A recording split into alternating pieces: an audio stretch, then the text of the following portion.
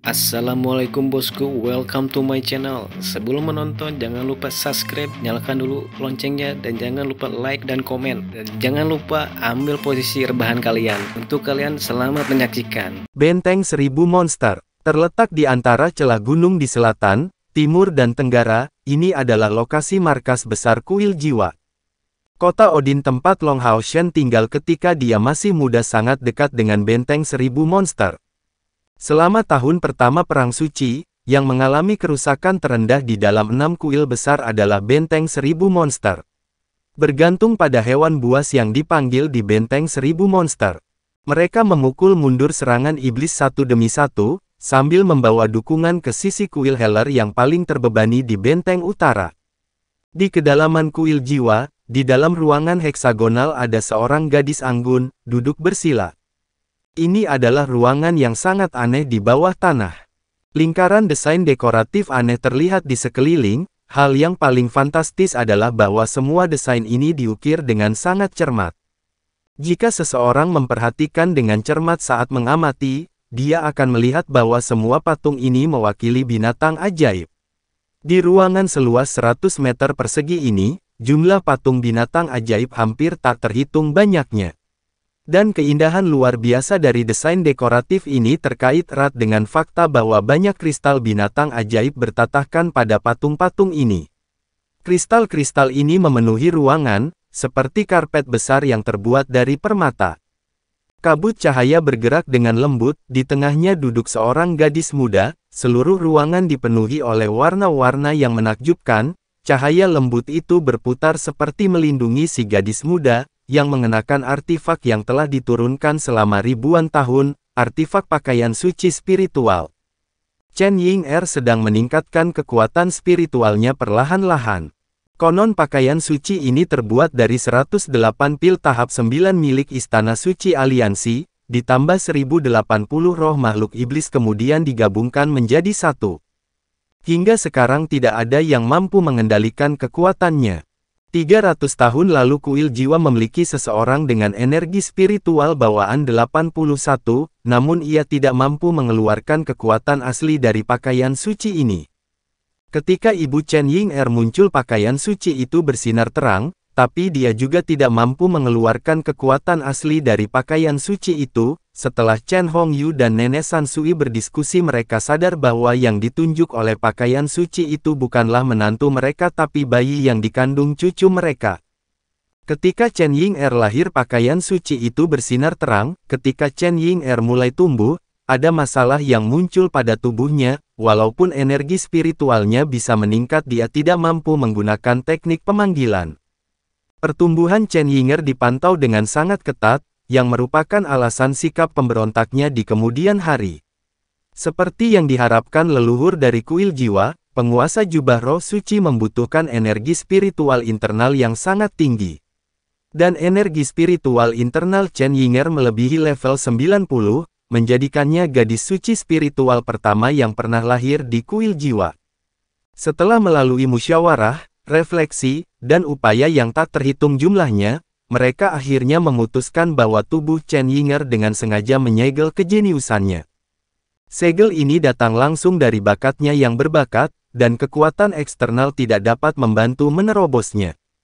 Tetapi segel dengan intensitas seperti itu mengharuskan Chen Ying'er mencapai sekitar langkah ke-7 kultivasi untuk memecahkannya. Tapi bagaimanapun juga dia adalah gadis suci spiritual, dan dikaruniai kemampuan yang luar biasa, dan itu adalah gerbang pemanggilan makhluk. Namun sayangnya, kultivasinya tidak mencukupi, membuatnya tidak dapat menggunakan kekuatan gerbang pemanggilan makhluk dengan benar. Oleh karena itu dia menjadi anggota tim Long Hao Shen yang paling tidak dapat diandalkan sebagai pemanggil mereka. Dengan berlalunya waktu, banyak hal berubah. Setelah memperoleh banyak pelatihan di pasukan pemburu iblis, Chen Ying'er melampaui fase pemberontak dan bodohnya. Melalui pertempuran tanpa henti melawan iblis, tanpa henti meningkatkan kultivasinya, dan melihat kemajuan rekan-rekannya, otak hamburannya berangsur-angsur menghilang, digantikan dengan kerinduan akan kekuatan.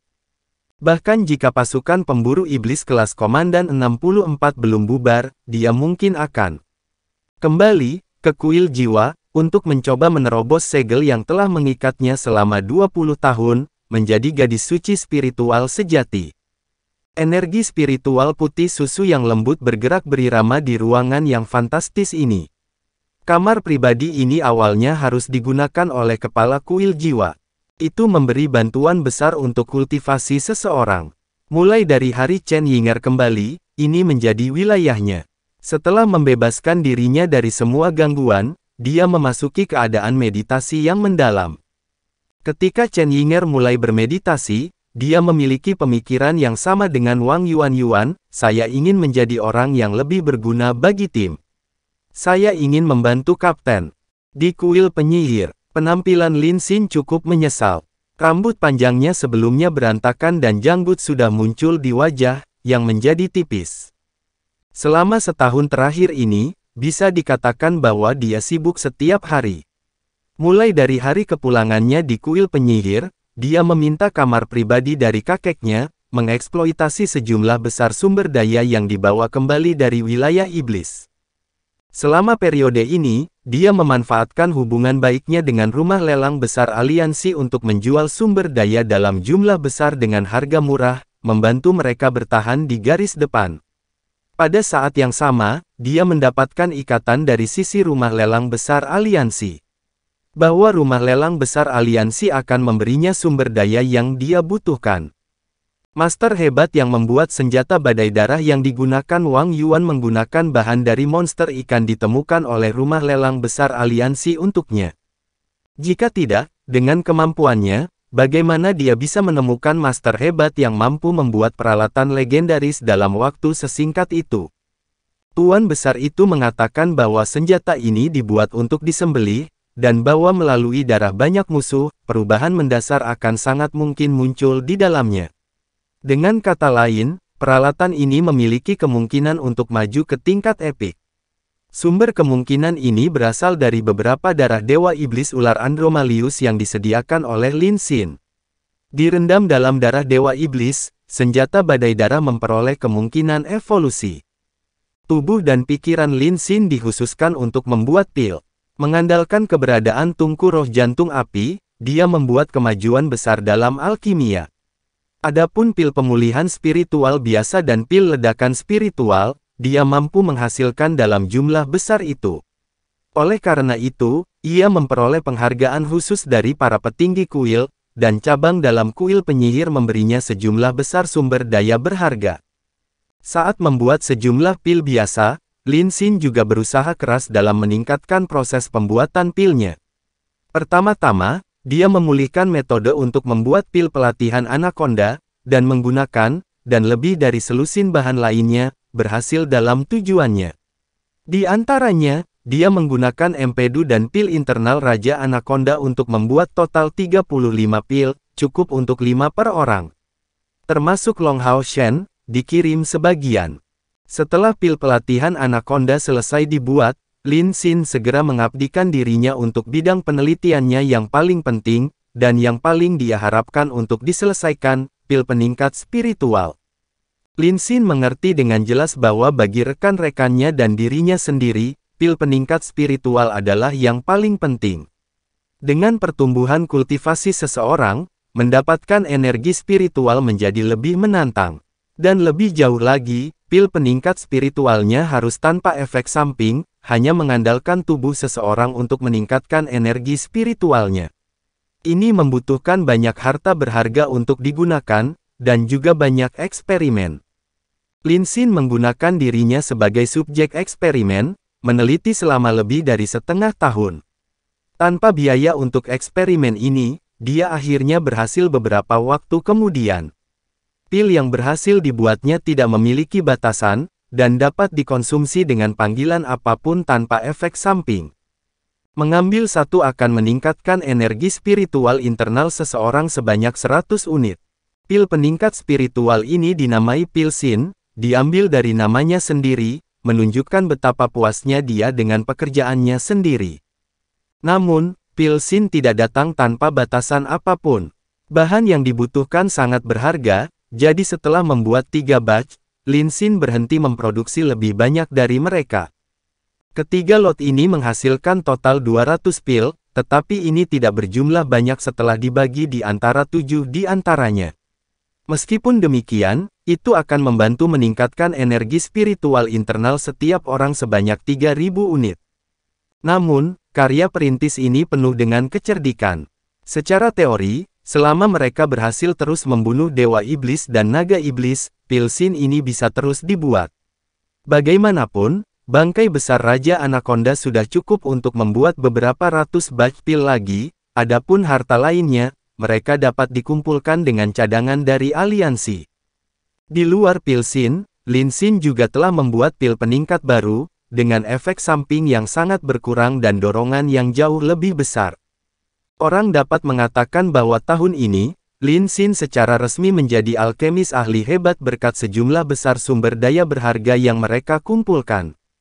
Meskipun dia terus membuat pil siang dan malam, dan tidak menghabiskan banyak waktu untuk beristirahat, penggunaan energi yang terus-menerus untuk memurnikan membutuhkan penggunaan energi spiritualnya.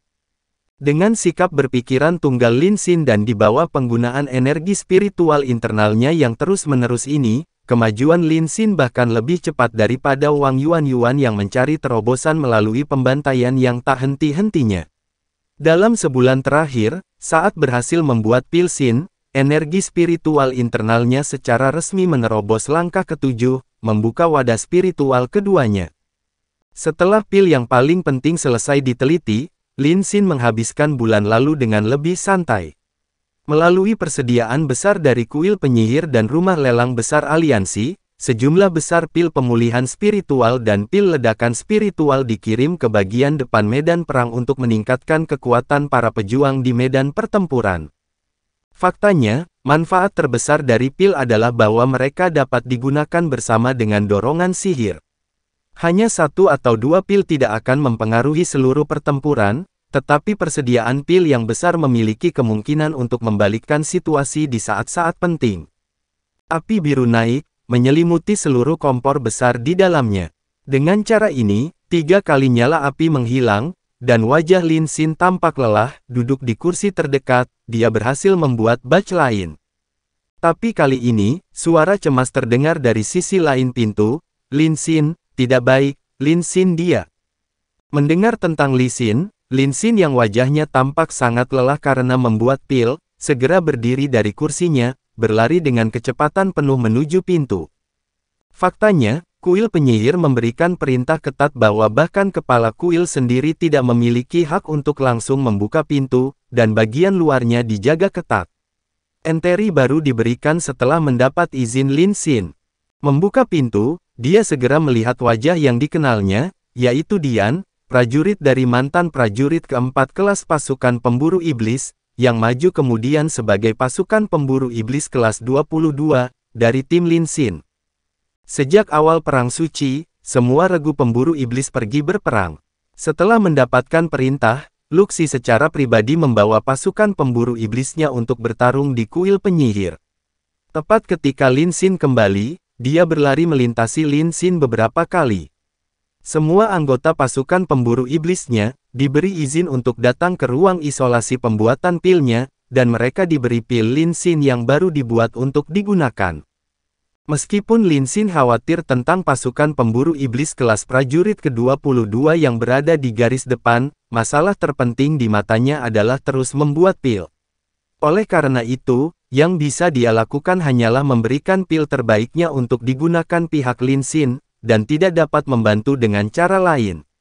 Yang paling dia takuti adalah mendengar Lin Xin mengalami kecelakaan di medan perang. Bagaimana kabar Lin Xin? Lin Xin bertanya dengan penuh semangat. Dian benar-benar berlumuran darah, kulitnya sangat tidak sedap dipandang. Tampaknya, dia melewati batasnya, namun segera datang untuk memberitahu Lin Xin dengan kecepatan penuh. Jelas dari sini bahwa kecelakaan besar telah terjadi. Mata Dian merah, dan melihat Lin Xin yang lelah, dia menunjukkan keraguan. Mengatupkan giginya, dia masih membicarakan masalah itu. Iblis baru saja melancarkan serangan, dan untuk melindungi tim, wakil kapten menghentikan musuh dengan upaya habis-habisan, dan dia. Apa yang terjadi padanya? Kenapa kamu tidak cepat-cepat memberitahuku? Lin Xin meraih bahu Dian yang jauh lebih berotot, hampir akan menyemburkan api dari matanya. Dian menarik napas dalam-dalam. Lin Xin, kamu harus tetap teguh. Lengan kiri wakil kapten dipotong oleh iblis. Dia sedang menjalani perawatan darurat. Meskipun kapten menyelamatkan hidupnya, aku khawatir lengan kirinya adalah. Mendengar itu, Lin Xin merasakan otaknya berdengung, seolah akan meledak. Rambut di seluruh tubuhnya langsung berdiri, dan lengannya yang mencengkeram bahu Dian benar-benar menyebabkan seluruh armornya bergemerincing. Melalui penggunaan pil yayasan tubuh Anaconda, energi spiritual eksternalnya mencapai tingkat yang cukup besar. Di bawah dorongan emosinya, kekuatannya cukup untuk menyebabkan baju besi bergemerincing. Di mana dia? Bawa aku padanya dengan cepat. Teriakan Lin Xin sepertinya hampir melolong. Dian mengangguk, berbalik dan berlari. Lin Xin mengikuti dengan tergesa-gesa, berlari dengan kecepatan tinggi. Tempat Lin Xin membuat pilnya terletak di kedalaman kuil penyihir. Jarak yang memisahkannya ke garis depan cukup besar, tetapi dia tampaknya tidak mempertimbangkan fakta itu, hanya mengikuti Dian dengan kecepatan penuh. Siapa yang melukai Siner? Siapa itu? Sambil berlari, Lin Xin bertanya pada Dian, penuh dendam. Dia menjawab, itu adalah iblis berbilah ganda emas, yang tiba-tiba melancarkan serangan diam-diam terhadap kapten dari pinggir lapangan. Wakil kapten awalnya dalam pertempuran dengan musuh yang kuat, tetapi pada saat bencana, dia melangkah maju dengan berani dan berdiri di depan iblis berbilah ganda emas. Sebagai ganti cedera itu, dia menyingkirkan itu, tetapi lengannya. Lin Xin hanya merasakan gelombang rasa sakit yang tajam memenuhi hatinya sepenuhnya. Bagi seorang ksatria, baik itu ksatria penjaga atau ksatria retribusi, lengan itu sangat penting. Sebagai ksatria retribusi, kehilangan lengan seperti kehilangan setengah dari kekuatannya karena Li Xin. Bagaimana dia bisa menanggungnya mengingat sifatnya? Saat mereka berdua bergegas secepat mungkin, sekelompok orang berlari ke arah mereka dengan cepat. Bukankah itu semua orang dari pasukan pemburu iblis ke-22? Gelombang cahaya keemasan terus bergemerincing, saat Han Daoxi dan Yi Jun mengangkat tandu. Penyihir yang terus menerapkan sihir penyembuhan adalah Luxi, tetapi kedua matanya merah darah, dan wajahnya tampak tidak sedap dipandang. Siner, Lin Xin berteriak keras, mengambil langkah demi langkah, benar-benar mendorong Luxi di dekatnya saat dia melemparkan dirinya ke depan tandu. Meskipun dia sudah menebak bagaimana situasi Li Xin saat ini, pada saat dia melihatnya secara nyata, air mata jatuh dari matanya di luar kendalinya. Bahu kiri Li Xin dipotong dari akarnya, dan lengannya yang terpotong ada di samping. Itu tidak hanya terputus dan dipotong, tetapi lengan kirinya tampak digunakan untuk menahan serangan musuh, pergelangan tangannya benar-benar patah. Lengannya yang sudah terpisah selanjutnya dipotong menjadi dua, membuatnya pucat setelah melihat pemandangan itu. Kehilangan darah sudah berhenti, tetapi wajah Li Xin seperti selembar kertas, matanya hitam pekat. Fluktuasi energi spiritual di sekitarnya sangat lemah, dan baju besinya sangat rusak. Dari sini bisa dilihat betapa putus asa pertempuran sebelumnya. Lengan kanannya masih menggenggam erat pedang yang berat, tidak mau melepaskannya. Siner, Siner. Lin Xin mengeluarkan sebotol pil, memasukkannya ke dalam mulutnya sendiri, sebelum mengirimkannya ke mulut pucat Li Xin, membiarkan cairan dari pil itu lewat. Lin Xin tidak kehilangan kesadaran, dia masih benar-benar terjaga. Melihat Lin Xin, dia memaksakan senyum, bodoh, kenapa kamu lari ke sini? Tempat ini sangat dekat dengan garis depan, berbahaya. Berbahaya, lihat dirimu sendiri. Bagaimana mungkin saya tidak datang? Kamu bodoh-bodoh. Mengatakan semua ini, Lin Xin dengan kasar berbalik, meraih gaun Luxi dari depan, apakah kamu pria sialan? Memiliki seorang gadis berdiri dan melindungi Anda.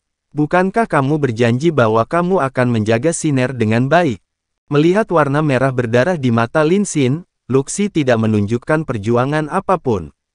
Membiarkan dirinya didorong, wajahnya sangat menderita. Jika memungkinkan, dia lebih suka menjadi orang yang berbaring di tandu untuk menjadi dirinya sendiri daripada Li Xin. Semuanya terjadi begitu cepat, ketika iblis berbilah ganda emas yang berbahaya itu melakukan serangan diam-diam terhadapnya dari samping tidak ada waktu. Luxi bagaimanapun juga hanyalah seorang healer. Lin Xin, tenanglah. Li Xin menatapnya dengan marah. Dengan cepat melepaskan tangan Luxi, dia kembali ke sisinya. Dengan hati-hati meraih lengannya, dia menyatakan, Li Xin, jangan sedih. Tidak peduli berapa biayanya, saya akan membantu Anda memulihkan tanganmu. Dipenuhi air mata, ini adalah pertama kalinya dia dihadapkan dengan rasa sakit seperti itu. Dia tiba-tiba menyadari betapa tidak berdayanya dia. Bahkan tidak dapat melindungi seorang gadis lajang. Untuk tidak mengatakan apa-apa tentang bagaimana dia akan menjelaskan hal-hal itu kepada Long Hao Shen, bahkan hatinya sendiri tidak dapat menerima itu. Li Xin berkata dengan lemah, bukan apa-apa. Anggota regu hampir tidak akan mati dalam pertempuran, dan terlebih lagi saya masih belum mati. Saya akan tetap kuat. Dengan lenganku yang lain, aku masih bisa terus membunuh iblis. Setelah mengatakan ini, dia tidak bisa menahan lebih jauh, matanya terpejam dan dia pingsan di atas tandu. Bawa dia ke tempatku. Saya akan mencari dokter terbaik. Setelah mengucapkan kata-kata ini, Lin Xin menoleh dan berlari. Para healer mampu menyembuhkan luka, tetapi tidak dapat memasang kembali anggota tubuh yang terpisah. Lin Xin memiliki obat yang cukup baik untuk menyembuhkan Li Xin, tetapi untuk memasang kembali lengannya yang terpotong akan membutuhkan dokter terbaik. Semakin awal ini dilakukan, semakin baik lengannya yang dipulihkan. Semakin